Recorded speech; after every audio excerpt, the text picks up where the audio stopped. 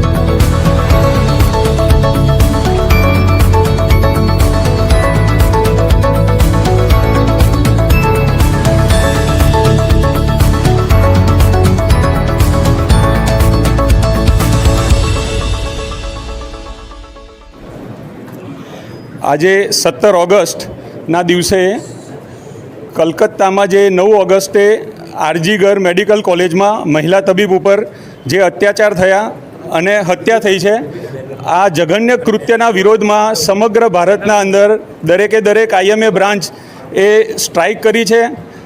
આજે સવારે 6 વાગ્યાથી કાલના સવારે 6 વાગ્યા સુધી કોઈપણ પ્લાન વર્ક OPDનો અમે બહિષ્કાર કર્યો છે। ઇમરજન્સી સારવાર બધી ચાલુ રહેશે। અમારી ડિમાન્ડ છે કે જે કોઈ આ હત્યાકાંડ અને જઘન્ય કૃત્યમાં સામેલ છે એ લોકોને કડકમાં કડક સજા મળે। કોઈપણ પોલિટિકલ વર્ક કે પ્રેશરની વિરુદ્ધમાં સરકાર CBI અને પોલીસ નિષ્પક્ષ જાંચ કરે અને કડકમાં કડક સજા કરે। બીજી અમારી ડિમાન્ડ છે કે જે કોઈ જે પરિવારની દીકરી એ ગુમાવી છે એ લોકોને કમ્પન્સેશન મળે। એક ડૉક્ટર તરીકે ઉજળી કારકિર્દી જોતા એમના પ્રોપર કમ્પન્સેશન મળવું જોઈએ। હોસ્પિટલના અંદર ઘણી વખતે સગાવાલા થ્રુ કે પોલિટિકલ લોકો થ્રુ ડૉક્ટરો ઉપર હિચકારા હુમલા થાય છે, તો આ વસ્તુ એ સંદતર બંધ થવી જોઈએ। એના માટે કડકમાં કડક કાયદા અને કડકમાં કડક સુરક્ષા પ્રોવાઈડ થાય એ અમારી ઉગ્ર માંગ છે। આજના અમારા પ્રોગ્રામમાં અમે હવે કલેક્ટરશ્રીને આવેદનપત્ર આપવા જઈશું રેલી સ્વરૂપે, અને અમારી સ્ટ્રાઇક સવારે 6 વાગ્યા સુધી આવતીકાલ સુધી અમે કન્ટિન્યુ કરીશું. આજના પ્રોગ્રામમાં IMA પાલનપુર અને નીમા એસોસિએશન, હોમિયોપેથી અને આયુર્વેદિક ડૉક્ટર એસોસિએશન પણ અમારી સાથે છે.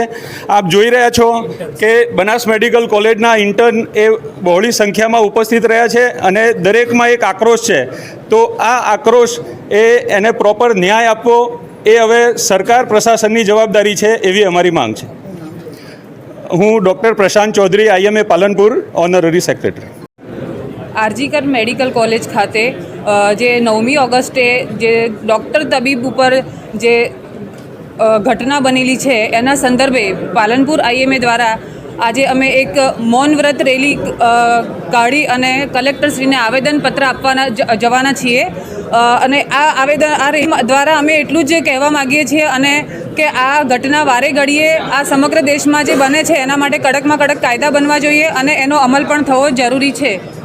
હું ડૉક્ટર મનીષા ચૌધરી, ગાયનેકોલોજિસ્ટ, પાલનપુર. અત્યારે આપણે સૌ જાણીએ છીએ કે કોલકાતામાં છેલ્લી 9મી તારીખે જે ઓન ડ્યુટી ડૉક્ટર ઉપર ગેંગરેપ અને મારી નાખવાની ઘટના બની છે. અને ન માત્ર એક ઘટના, ભારતમાં અને ગુજરાતમાં છાશવારે બનતી આવી ઘટનાઓની સામે વિરોધ પ્રદર્શિત કરવા માટે અને અમે બનાસ મેડિકલ કોલેજના ઇન્ટર્ન્સ, તમામ સ્ટાફ અને પાલનપુરના સમગ્ર ડૉક્ટરો આજે અહીં ઉપસ્થિત થયા છીએ. સરકારશ્રીથી અમારી એવી માંગ છે કે જે કોલકાતામાં ઘટના બની એના દોષિતોને કડકમાં કડક સજા બને અને આવી ઘટના અહીંયા ભારતમાં, ગુજરાતમાં ફરી વખત ન બને એના માટે કાયદા કડક રીતે બનાવવામાં આવે અને એનો અમલ જરૂરી છે. તો સરકારથી અમારી આ અપેક્ષા છે.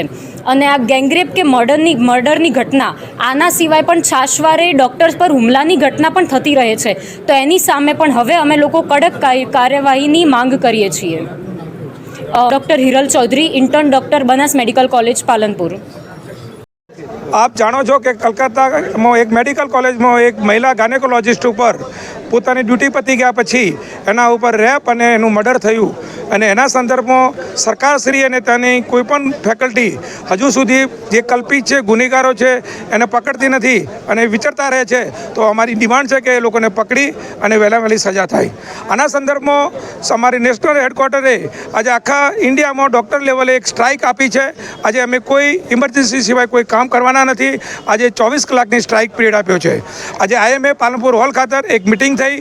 જુદા જુદા ડૉક્ટરો, આયુર્વેદિક, હોમિયોપેથી, એલોપેથી તથા બધા બનાસ મેડિકલના ડૉક્ટરો ભેગા થઈ પાલનપુર ખાતે કલેક્ટર કચેરી એક આવેદનપત્ર આપ્યું છે. અને અમારી ડિમાન્ડ છે કે વહેલામાં વહેલી તકે આની સખ્ત ગુનેગારો પકડી અને સખ્ત સજા થાય. જો આવી મહિલા ઉપર સુરક્ષા નહીં થાય તો આવતો સમય દેશ માટે બહુ વિકટ છે, એવું અમારું કહેવું છે. પાલનપુરથી ડૉક્ટર ગિરધર પટેલ, ગાયનેકોલોજિસ્ટ, પાલનપુર.